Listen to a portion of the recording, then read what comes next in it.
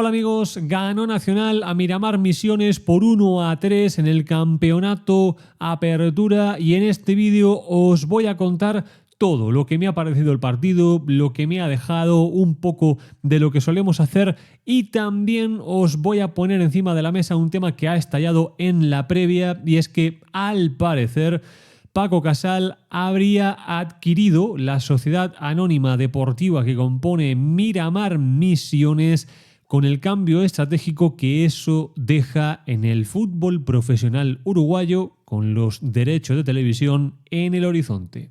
¡Vamos!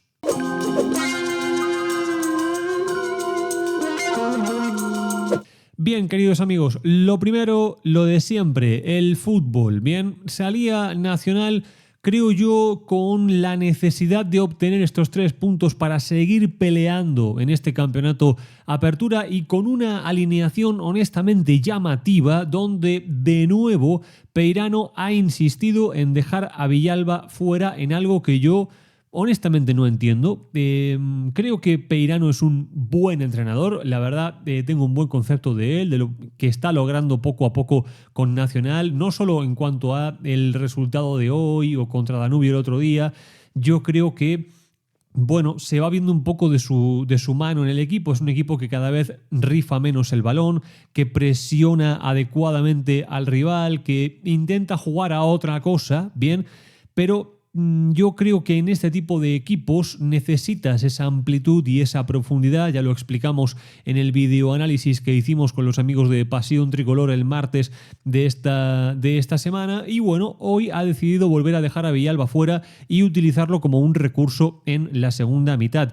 Pero no ha sido una continuidad del esquema planteado en el partido anterior, porque lo que ha hecho Peirano básicamente es sacar a Boggio y meter a Pereira, que son dos jugadores que no tienen nada que ver. Ha formado con un 4-4-2 en defensa que se convertía en ataque en una especie de 4-3-3 con Recoba abierto por derecha, Otero abierto por izquierda y Báez y Ancheta en los laterales que, han vuelto a demostrar que no les da para recorrer todo el campo, que no les da para ir a buscar primero la amplitud y luego la profundidad y que desde 3/4 de campo, Ancheta porque no es ese tipo de jugador y Báez porque no está en ese momento, no son jugadores que te ganen esos duelos en ofensiva, que te generen las situaciones que te tienen que generar en fase ofensiva. Además, la desaparición de Boggio de la alineación y la entrada de Pereira generó que los relevos fueran diferentes, las carreras y el físico de Oliva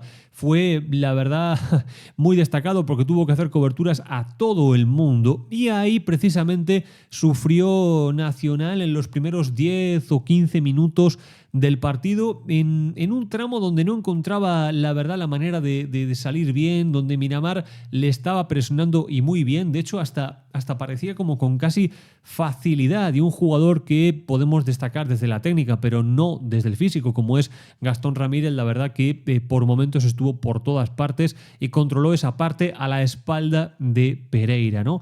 Es un riesgo, ¿no? Yo creo que cuando haces un 11 tienes que estar pensando en cómo voy a hacer daño al rival. Entiendo que un partido contra Miramar Misiones pueda ser el momento de dar descanso a Boggio y apostar quizá por ahí, por ese perfil un poco más ofensivo, ¿no? Pero un centro del campo donde lo único posicional es Oliva, luego está Pereira, que era el que tenía que estar más cercano a él, y después están El Diente y Otero, yo creo que no es un centro del campo como para controlar un partido o para utilizar la palabra control. Yo creo que es más bien, si consigues situar al equipo contrario en 3/4 de campo, van a pasarla mal, pero donde te hagan una transición lo vas a pasar mal tú y eso fue lo que le pasó, creo yo, a Nacional. Para mí, para el minuto 20, 20 y tantos, era evidente que hacía falta un cambio, que la entrada de Villalba tenía que llegar, no podía no entrar Villalba en este partido.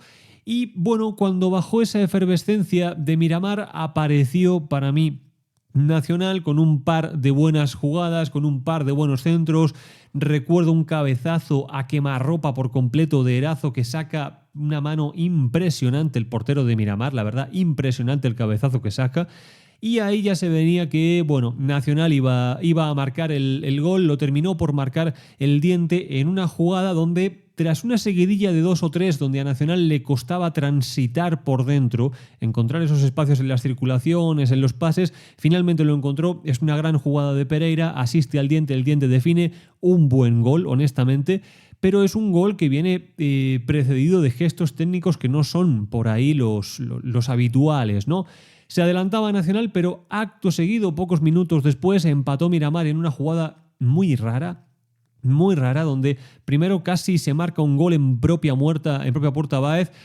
Mejía la manda a córner y en el córner hay una catástrofe defensiva, la verdad, llamativa. Yo tengo la sensación, tengo que volver a ver el partido, pero tengo la sensación de que Mejía tendría que haber salido. Es un centro a pierna natural, por tanto se le complica un poco, pero yo creo que Mejía tendría que haber salido.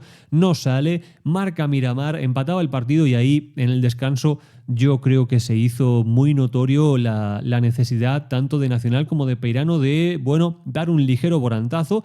Con poquito Nacional lo iba a ganar porque es mucho más que Miramar, pero era necesario. Salió Villalba y entró Villalba y el ojito por Ancheta y por Rómulo Otero y fue prácticamente llegar y besar el santo, ¿verdad? Fue una cosa así, marcó Villalba de cabeza justo al inicio de esa segunda mitad y ya la segunda mitad fue menos táctica, vamos a decirlo así, fue un poquito más deslavazada. Yo creo que Nacional tuvo que haber apretado después de marcar ese gol de Villalba e ir a cerrarlo con el tercero. Miramar tuvo algún acercamiento durante la segunda mitad, tampoco nada del otro mundo. Y finalmente, en una jugada, minuto 80 y tantos, tras una situación donde se demuestra que el Diente no solo es que tiene que presionar, porque digo yo que tiene que presionar, no es así, es que el Diente demuestra que es un jugador inteligente y en una presión, cuando detecta que se le va el control largo al defensa central de Miramar, recupera el balón, sale en carrera, habilita perfectamente a Petit, que define bien, y ahí el partido, queridos amigos, se terminó. Hubo de todo, hubo alguna amarilla, no lo sé. Yo no quiero decir llamativa, pero sí que me sorprende porque creo que Miramar tendría que haber visto 2 amarillas en el lateral, ahora mismo no me acuerdo, lo siento, del nombre, tenían que haberle sacado 2 amarillas, bien, y en cambio se va retirado y terminan por expulsar a otro jugador por una patada sobre Boggio que a mí honestamente no me pareció roja. Entonces, hay un criterio ahí extraño, ¿no? Cuando se habla de este tipo de cosas en el arbitraje, pero es un poco lo que yo os digo, no soy árbitro, no puedo decir si es así finalmente o no, es una percepción que me dio, ¿no? Con todo y con eso, Nacional es justo vencedor de este partido. Nacional es mucho más que Miramar, esto es así, ya lo sabíamos, pero es un partido que se le podía haber complicado y donde, me parece que Peirano viene a proponer lo mismo, lo positivo es exactamente lo mismo y aquello que no termina de cerrar sigue siendo también igual. Yo creo que no puedes plantear un partido sin amplitud y profundidad. Lo puedes ganar porque tienes más calidad que el equipo contrario, pero creo que todavía falta mejorar eso. Prefiero pensar que a lo mejor lo que está pasando es que prefiere tener a Villalba libre o un poquito más descargado de cara a la Copa Libertadores, no lo sé, pero ya es el segundo partido donde se necesita de la aparición de este jugador en la segunda parte como para desatascar al encuentro y creo que las conclusiones son muy evidentes como para directamente obviarlas. Bien, dicho esto y habiendo analizado el partido y yendo al fútbol, que es lo más importante, bien, en la previa del partido, Enrique Faría soltaba una bomba que yo la he querido comprobar durante el partido y no he obtenido comprobación, así que no lo estoy asegurando yo, bien, me hago eco de lo que dijo Faría en la oral deportiva, donde asegura, insisto, Enrique Faría, no yo, que Paco Casal es el nuevo dueño de la SAD de Miramar Misiones, que esa compra se ha hecho por alrededor de unos 1,7 millones de dólares y el objeto final de esa compra es asegurar el voto de Miramar Misiones a favor del bando de, digamos, Tenfield. Bien, básicamente así. Recordemos que hace unos meses el propio Palma, después de aquella reunión extraordinaria que hubo cuando lo entrevistaron en La Puerta para Tenfield, bien, dijo aquello de que la llave había sido Miramar y, en fin, era un club que estaba un poquito en el foco, ¿no? De cuál iba a ser su voto, de si iba para un lado, de si iba para el otro.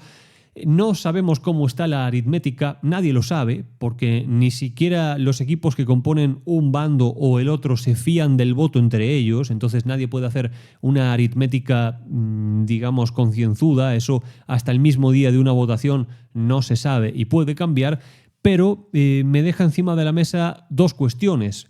La primera es, ¿en qué universo no hay un conflicto de intereses en el aspecto clave de que Paco Casal o cualquier empresa o testaferro o lo que sea, pero en definitiva Paco Casal sea el dueño de una SAD que vota finalmente en un consejo del fútbol profesional otorgarle un contrato de derechos de televisión a la empresa de Paco Casal?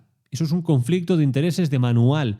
Y vamos a ver cómo se esquiva, si es que se esquiva, y cómo se aplica o no la legalidad vigente. Eso estará por verse. Bien, yo ya os digo, esto es algo que lo ha afirmado Ernesto Faría. Yo, como sabéis, le doy credibilidad a lo que dice. Lo he intentado chequear por mi parte, no he obtenido respuesta, así que no sé si es así al 100 de la cuestión, pero entra dentro de lo posible. Bien, o sea, en este multiverso de Marvel que tenemos montado y que es el fútbol uruguayo puede pasar absolutamente de todo, ¿no? Pero, bueno, si ese voto es finalmente el que termina por hacer que la balanza vaya de un lado para otro, quizá hoy pueda ser un día del que nos acordemos durante mucho tiempo. Lo cierto es que Miramar está en una situación económica muy mala, en una situación clasificatoria prácticamente todavía peor. Tienen 2 meses de atrasos, al parecer, entonces me imagino que habrá personas que lo quieran ver por esa parte, ¿no? Como aparece Paco a salvar